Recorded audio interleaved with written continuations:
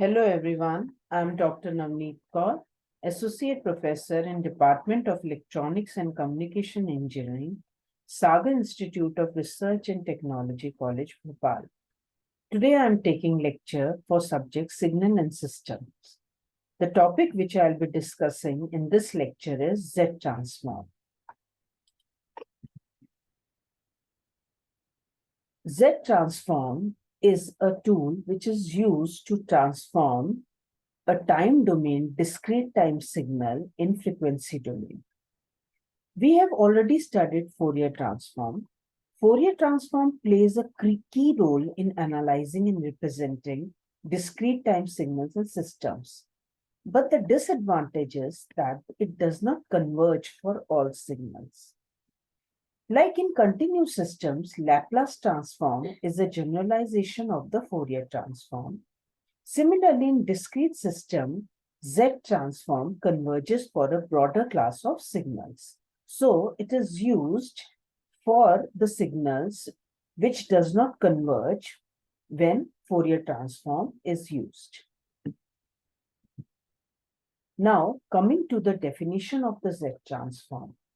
The Z transform of any discrete time signal xn is defined by an expression xz is equal to summation n is equal to minus infinity to infinity xn z raised to power minus n, where z is the variable and xn is the given signal for which the Z transform is calculated. Now this variable z, it is a complex variable and it is represented by Re raised to power j omega. Now we will discuss more about this z variable in my later slides. Now the values of z for which the sum converges, it defines a region in the z plane referred to as the region of the convergence. Now the representation for a Z transform is given as xn double arrowed z xz. That means xz is the Z transform of xn and xn is the inverse Z transform of xz. Now Z transform can be viewed as the discrete time Fourier transform or an exponentially weighted sequence. Now, if I put Z is equal to Rej omega in the formula of Z transform, I'll get xn Rej omega raised to power minus n. Now, if I'll take R term with xn R raised to power minus n xn E raised to power minus jn omega. Now, this sum will converge if this xn R raised to power minus n will be less than infinity. So xz can be looked as the DTFT of the sequence xn R raised to power minus n. And ROC is determined by the range of the values of R, which is given by this expression. Now, coming to the Z plane. Now, we have already discussed that Z is given as R e to power j omega. Now, using the Euler's rule, it can be written as e to the power j omega can be written as cos omega plus j sine omega. That means it will consist of real part as well as imaginary part. So Z can be written as real Z plus j imaginary Z. Now, Z plane is represented as for x-axis we have real Z and for y-axis we have imaginary Z. Now, Z plane is represented in the form of the circle where the radius of the circle is given by R and omega is the angle for which we have the pole is located with respect to this x-axis. Now, for locating the zeros and the poles, first we should identify the zeros and the poles of any system. Now we know that the roots of the numerator polynomial beta k are referred to as the zeros and roots of the denominator polynomials are referred to as the poles. So, always remember that ROC of xz will not contain poles. Now, if I want to locate any pole on the Z plane, this pole will be located on the circle whose radius will be given by R, and the angle at which this pole will be located with respect to positive x-axis will be given by omega. Now, coming to the properties of the ROC. ROC is the disk in the Z plane which is centered at the origin. So, ROC, that means value of the Z will be between RR and RL, where RR will be greater than or equal to 0 and RL will be less than infinity. A finite length sequence has a Z transform with a region of convergence that includes the entire Z plane except Z is equal to 0 and Z is equal to infinity.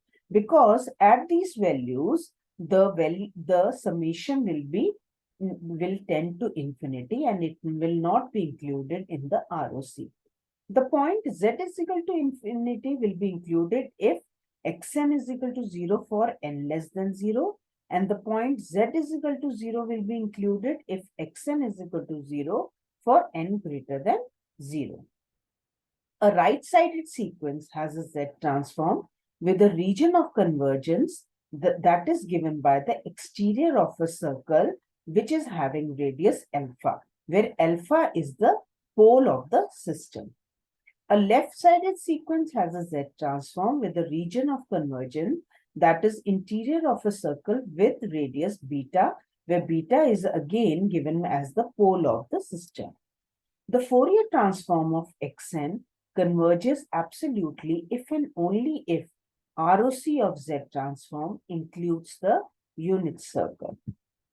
Now, coming to a simple example for calculation of the Z transform, we will consider one example where we want to find out the Z transform and the ROC for a sequence xn which is given as a to the power n when n is between 0 to n minus 1 and it is 0 other 5.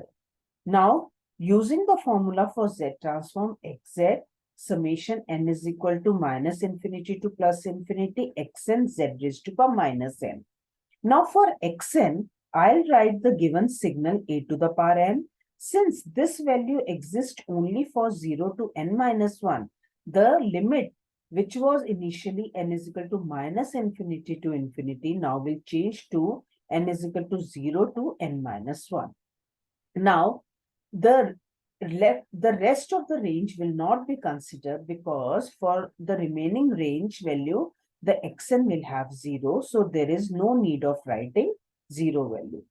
Now, combining these two terms, az minus 1 raised to power n. Now, if I look upon this summation, this is a finite geometrical progression.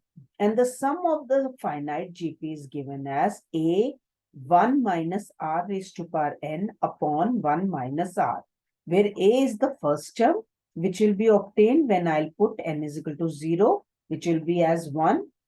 R is the common ratio. So here R will be given as AZ minus in AZ raised to power minus 1. So putting in the formula, A is 1.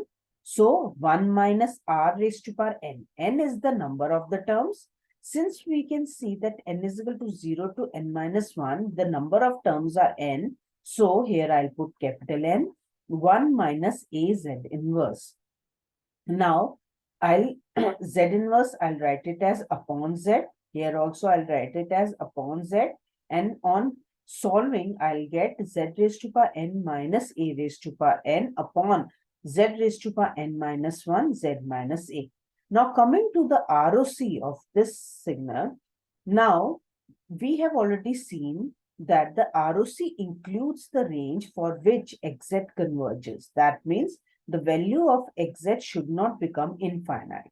Now here we can see that if I'll put z is equal to 0 here, the whole term will be infinite. So xz will not converge. So for ROC of this signal, the magnitude of z should be greater than equal to 0. It should not be equal to 0. So this is how we calculate the Z transform of any given sequence and the ROC of the sequence. Now this is all. for today's lecture. Thank you.